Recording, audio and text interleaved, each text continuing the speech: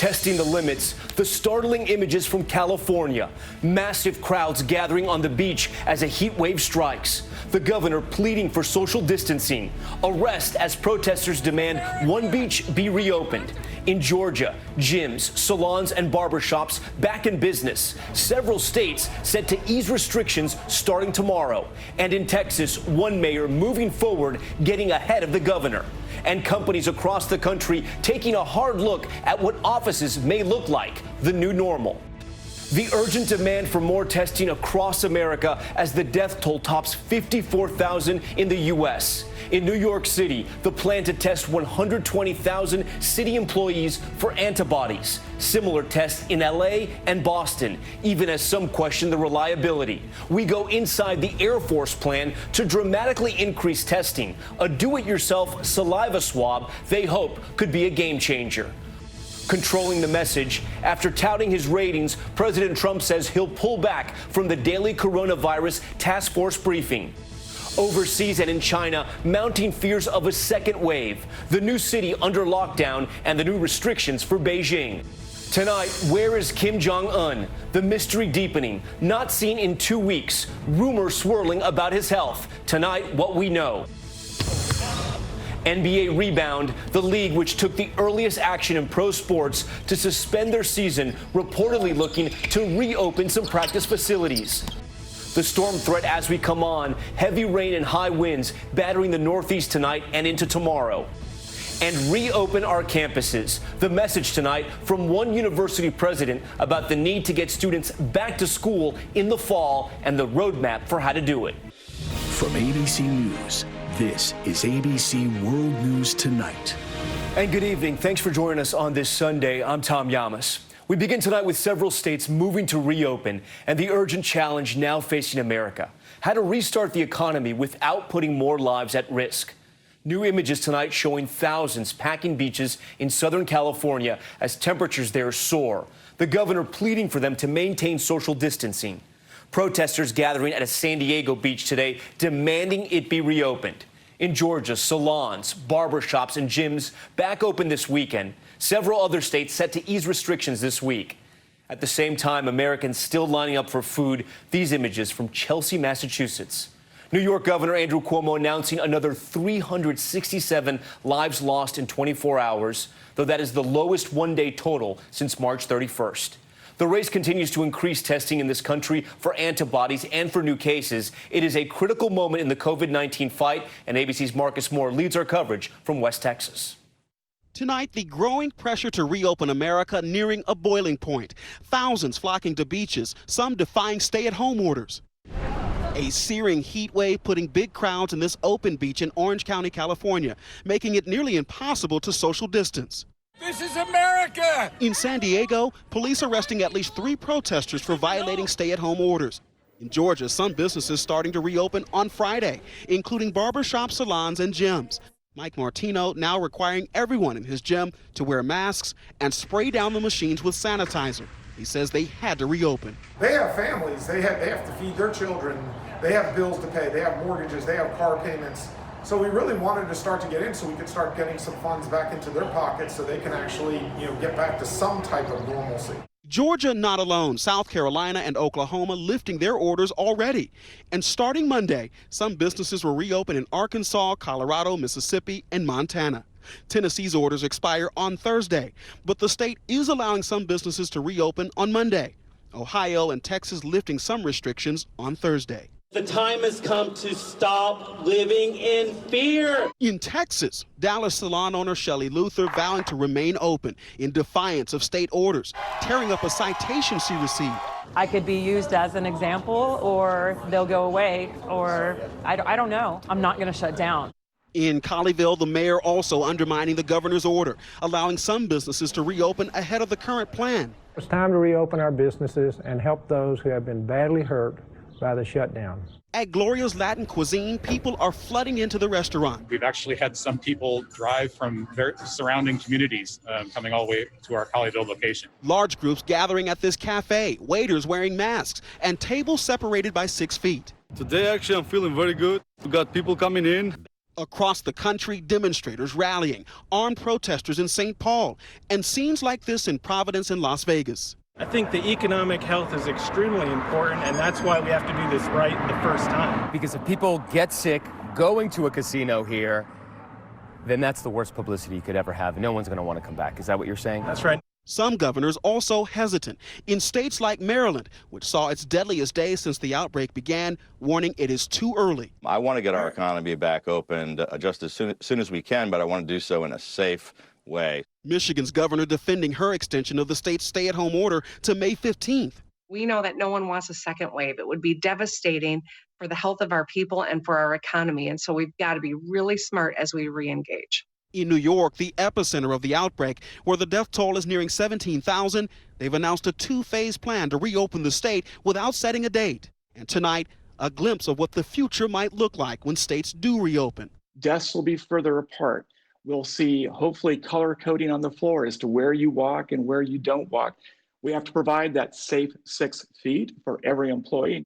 This real estate company testing new layouts to make sure employees are safe in the workplace. The one thing I can tell you for sure is that the new normal will be anything but normal. All right, Marcus Moore joins us now from West Texas. And Marcus, we saw those images of packed restaurants in Colleyville in your report, and the governor of Texas planning to make a big announcement tomorrow. Yeah, Tom, you see those images from Colleyville. They clearly suggest a lot of people there are eager to get their lives back to normal, but still a lot of residents there say it is irresponsible to try to reopen so soon. Tomorrow, Texas Governor Greg Abbott is expected to announce the plans to begin reopening the state. Tom. Marcus Moore leading us off tonight. Marcus, thank you for that. Now to the urgent need for testing to reopen safely, both for antibodies and for confirmed cases. Tonight, a first look inside the Air Force facility using a new do-it-yourself swab that could greatly improve how we track this virus. But there remains questions about reliability of some tests. ABC's Trevor Ault is at a testing site here in New York. Tonight, the #1 priority to get states back up and running, testing. New York Governor Andrew Cuomo says his state is obsessively focused. How fast is the virus spreading? All of this is dependent on testing. Officials in New York City now working with FEMA on a plan to test 120,000 city employees for coronavirus antibodies. Similar tests are already underway in places like Los Angeles, and today Boston's mayor announcing 1,000 random residents will be tested for antibodies as well. But antibody testing could face problems. The New York Times reporting a group of scientists examined 14 coronavirus antibody tests, and only 3 of them delivered consistently reliable results. Plus, health officials and the World Health Organization warn even if you get an accurate test and have antibodies, there's still no conclusive evidence of immunity. Can I get sick again? How long is that antibody protective for?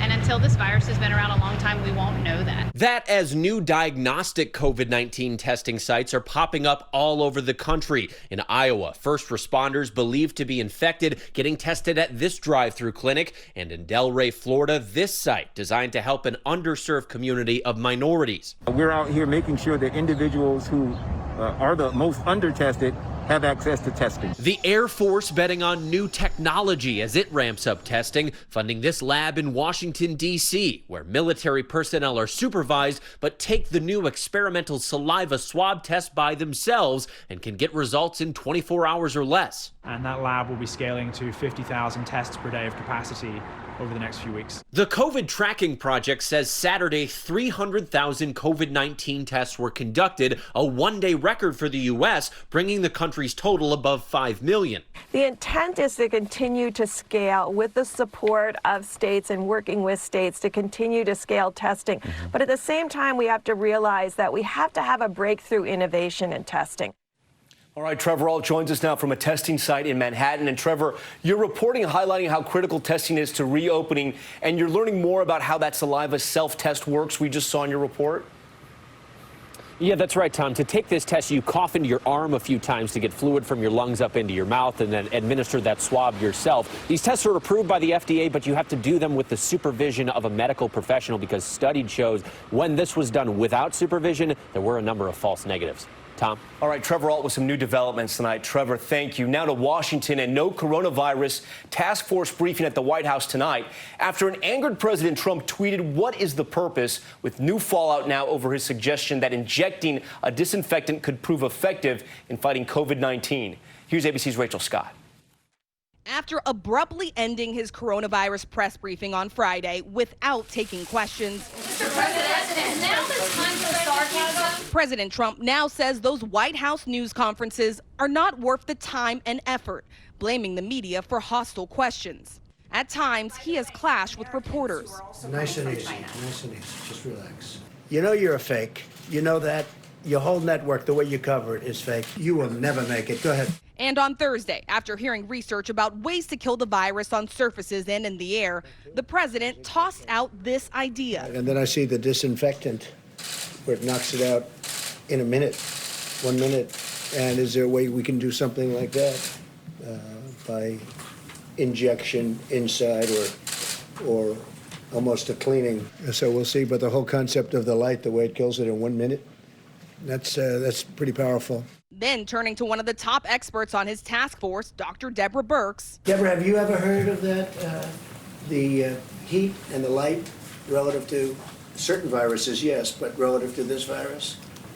Not as a treatment. The president later said he was being sarcastic, and Birx today pushed back against the media's coverage. Well, I think it bothers me that this is still in the news cycle because I think we're missing the bigger pieces of what we need to be doing. The president's comments put officials and companies on alert, issuing warnings not to ingest disinfectants. Across the country, some poison control centers reporting an increased number of calls about household cleaners fighting the virus. Some recent examples include the use of a detergent solution for a sinus rinse and gargling with a bleach and mouthwash mixture in an attempt to kill coronavirus. In Maryland, after hundreds phoned into the state's emergency hotline, the Republican governor asking the president to keep to the facts. The president's got to focus on the message, stick to a message, and make sure that these press conferences are fact-based. Tom, the president has held nearly 50 briefings since February. He could spend up to 2 hours behind the podium. For weeks, some aides have pushed him to make them shorter or just completely stop doing them. But the White House press secretary says that decision is entirely up to the president. Tom? Okay, Rachel, thank you. Overseas tonight, and there are concerns in China over a possible second wave of infections, with one city declaring a new quarantine and restrictions in Beijing in place. Here's ABC's Julia McFarland. Tonight, China on edge to avoid a second coronavirus wave, even as it claims major progress on the first one. COVID-19 still surfacing around China in small clusters, according to officials. In Harbin, a city of 10 million people, 1,400 miles from Wuhan, a full quarantine has just been declared. In the capital, Beijing, gyms and swimming pools under a shutdown order through till next week, and temperature checks for shoppers. In both cities, officials point to individuals returning from abroad as the cause of those reportedly small outbreaks. Putting officials on edge is the example of Singapore, where a seemingly successful effort to stop the virus has now gone into reverse. Infections are climbing again after social distancing rules were eased. Today, China reported no new deaths for 11 days in a row. But the international community has accused China of not being transparent with its number of cases or about what happened in the early days of the pandemic. Accusations it denies. Tom? The world will be watching. All right, Julia, thank you. Next tonight, the international mystery. North Korean leader Kim Jong-un has not been seen in 2 weeks. At the same time, speculation grows over his health. Here's ABC's senior foreign correspondent Ian Pannell with what we know. Tonight, where is North Korean leader Kim Jong-un?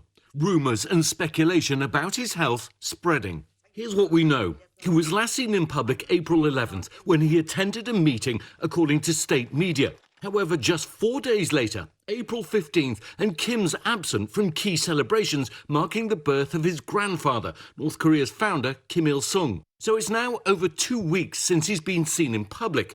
But it's not the first time it's happened. He was absent from public view for 6 weeks in 2014, reappearing with a cane. It was explained as ankle surgery. Overweight, a regular smoker. Some now feel this time could be different. Western intelligence in North Korea is so bad that we have no way to verify or to deny these rumors, but we have no idea. We can't only wait until the North Koreans themselves tell tell us whether Kim is alive or dead.